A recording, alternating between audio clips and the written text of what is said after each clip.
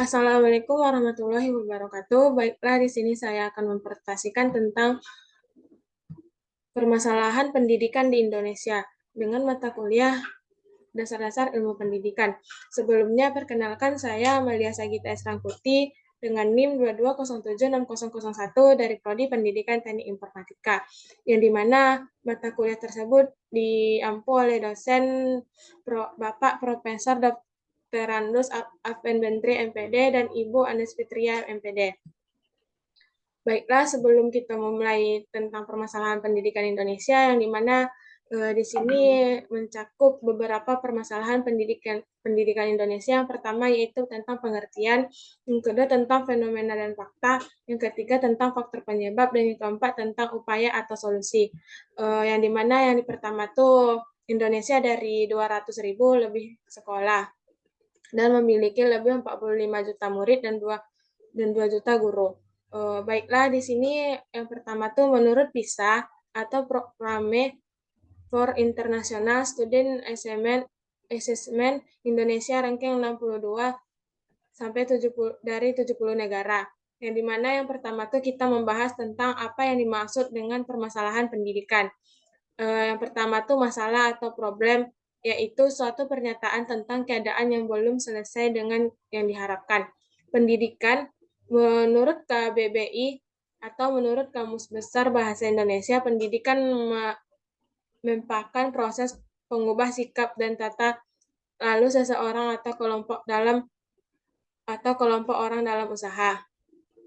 Yang dimana permasalahan pendidikan itu merupakan segala sesuatu yang tidak sesuai dengan tujuan dalam proses pengajaran, pelatihan, dan mendidik.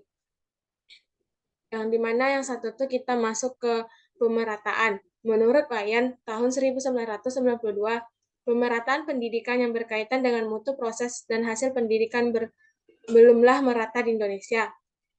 Kondisi seperti yang kita ketahui tentang kondisi ruang kelas yang tidak layak oleh ratusan pelajar belajar di tenda. Yang kedua tuh faktor yang mempengaruhinya. Yang pertama tentang keterbelakangan sarana. Faktor yang mempengaruhi permasalahan pendidikan ini yaitu keterbelakangan sarana. Permasalahan pendidikan ini menunjukkan bahwa tidak meratanya sarana pendidikan di Indonesia.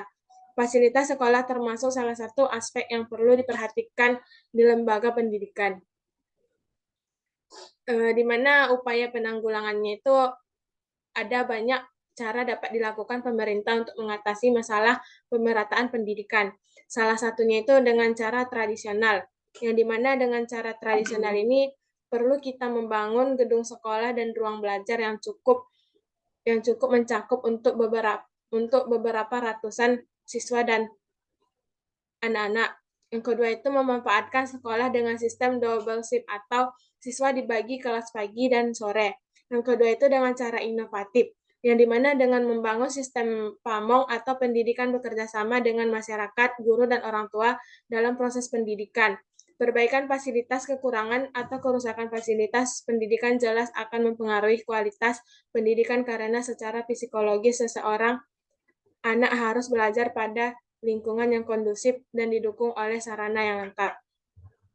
Selanjutnya yang kedua yaitu efisiensi, yang dimana efisiensi ini erat kaitannya dengan pemanfaatan segala kekuatan yang dimiliki agar tercapai misi yang direncanakan. Seperti yang pertama yang kita ketahui itu salah satu contohnya kekurangan ruang kelas siswa SD di Jambi belajar di bangunan tak layak.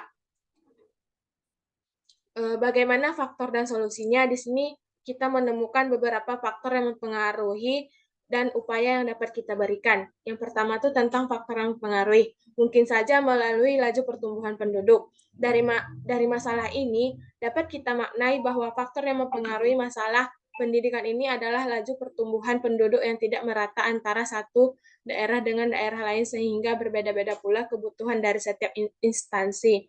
Yang kedua itu mengenai keterbelakangan sarana, di mana penggunaan sarana dan prasarana yang tidak efisien merupakan akibat kurang matangnya perencanaan dan juga karena perubahan kurikulum.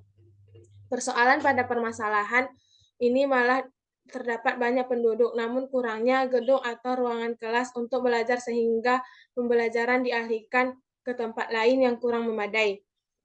Lalu, apa upaya yang dapat kita berikan? Yaitu salah satunya dengan pengelolaan pendidikan, yang dimana pengelolaan pendidikan yang baik akan memperhatikan segala aspek dalam pendidikan termasuk sarana yang ada di suatu sekolah. Untuk itu perlunya peran pemerintah dalam menempatkan sarana dan prasarana yang tepat supaya tidak terjadi lagi permasalahan pendidikan yang dapat mengganggu proses pembelajaran. Yang ketiga itu tentunya kita mengetahui kuantitas. Sebelum itu, apa itu kuantitas? Di mana kuantitas itu merupakan input peserta didik dalam sistem pendidikan atau sekolah.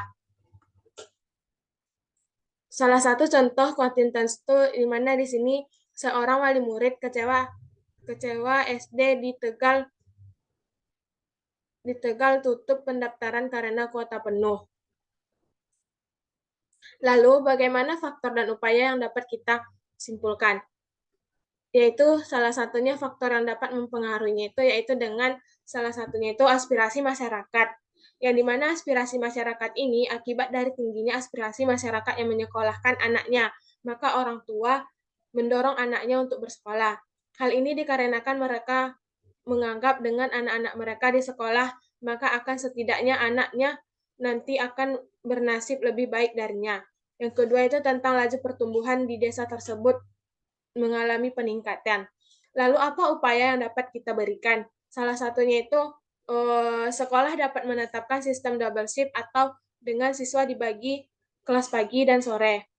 Yang kedua itu dengan SD Pamong. SD Pamong ini adalah bahwa belajar dapat berlangsung di berbagai tempat. Artinya, sistem SD Pamong berusaha untuk mengubah pandangan bahwa belajar hanya dapat terjadi di dalam gedung sekolah. Yang keempat itu tentang kualitas. Sebelum kita memasuki tentunya apa itu kualitas, di mana kualitas pendidikan dilihat dari hasil atau output pendidikan itu sendiri. Kriteria untuk hasil ini adalah kadar ketercapaian tujuan pendidikan itu sendiri. Salah satu contoh kualitas yaitu jumlah guru di Papua terus berkurang. Lalu, upaya apa yang dapat kita berikan? Salah satunya itu dengan click to add little, yang dimana ketenagaan pendidikan memberikan kesejahteraan kepada seorang guru yang mengajar di sekolah terpencil. Yang kedua itu dengan mengirim tenaga pelajar yang berkualitas ke daerahnya yang kekurangan tenaga pendidikan. Yang dimana di sini kita menemukan beberapa faktor yang mempengaruhi keterbelakangan budaya. Salah satunya itu dengan adanya keterbatasan jumlah guru terampil. Yang keduanya itu dengan beberapa daerah masih banyak guru yang mengajar di luar keahlian. Serta yang ketiga, sukar membuat guru mengabdi di daerah perbatasan. Yang kelima tentunya itu dengan efektivitas. Contohnya, salah satu contoh efektivitas itu yaitu minimnya akses internet menjadi kendala pembelajaran daring di daerah terpencil. Lalu, faktor apa dan upaya apa yang dapat kita berikan? Faktor yang mempengaruhinya yaitu salah satunya kemajuan IT, adanya kemajuan iptek proses pembelajaran dulunya itu tatap muka dan tidak menggunakan handphone, serta internet. Sedangkan saat sekarang ini dengan adanya kemajuan teknologi membuat masyarakat harus bisa menyesuaikan dirinya dengan kemajuan saat ini. Lalu upaya apa yang dapat kita berikan? Yaitu salah satunya itu dengan sistem Pamong, yang dimana pendidikan dari masyarakat atau orang tua. Dengan menggunakan sistem Pamong ini, maka pendidikan dari masyarakat dan orang tua jadi walaupun pembelajaran dilakukan dengan metode daring atau dalam jaringan pembelajaran tetap dapat berlangsung. Yang keenam itu relevansi, yang dimana salah satu contoh dari relevansi itu yaitu SMK yang tidak siap secara kognitif dan teknikal. Lalu faktor dan upaya apa yang dapat kita berikan? Yaitu faktornya itu yaitu perkembangan nilai budaya dan seni. Karena perkembangan kebudayaan saat ini juga menuntut terhadap perkembangan dalam dunia pekerjaan. Saat ini di dalam dunia pekerjaan lebih banyak dalam memanfaatkan teknologi sehingga juga akan berpengaruh terhadap permintaan jurusan yang berkaitan dengan teknologi. Sehingga terdapat jurusan vokasi yang setelah tamat susah untuk mendapatkan pekerjaan. Lalu upaya apa yang dapat kita berikan yaitu seperti kita mendorong anak-anak untuk mengikuti beberapa kursus, yang dimana kursus ini merupakan lembaga pelatihan yang termasuk ke dalam jenis pendidikan non formal.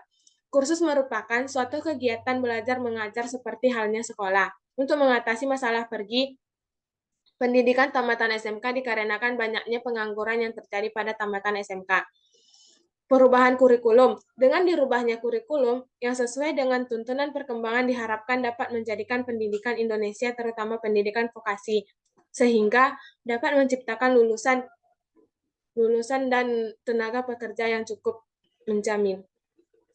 Yang ketujuh itu adalah dengan tenaga pendidik, di mana salah satu tenaga pendidik itu yaitu dengan kasus Hervina dan Nestapa kehidupan guru honorer.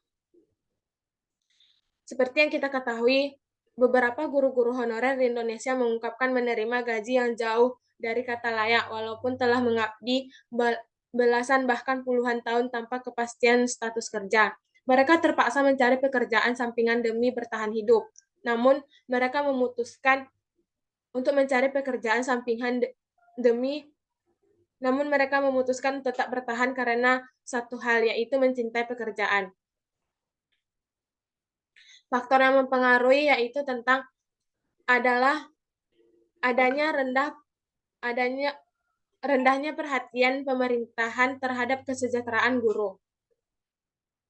Upaya yang dapat kita berikan yaitu salah satunya pengelolaan pendidikan, di mana sumber daya pengelola pendidikan bukan hanya seorang guru atau kepala sekolah, melainkan semua sumber daya yang secara langsung terlibat dalam pengelolaan suatu satuan pendidikan. Rendahnya mutu dari SDM pengelola pendidikan secara praktis tentu dapat menghambat keberlangsungan proses pendidikan yang berkualitas. Terima kasih ya atas presentasi yang dapat saya lakukan pada pagi hari ini. Apabila terdapat tutur kata yang salah, mohon maaf. Dan terima kasih kepada dosen pengampu mata kuliah dasar-dasar ilmu pendidikan. Saya akhiri. Assalamualaikum warahmatullahi wabarakatuh.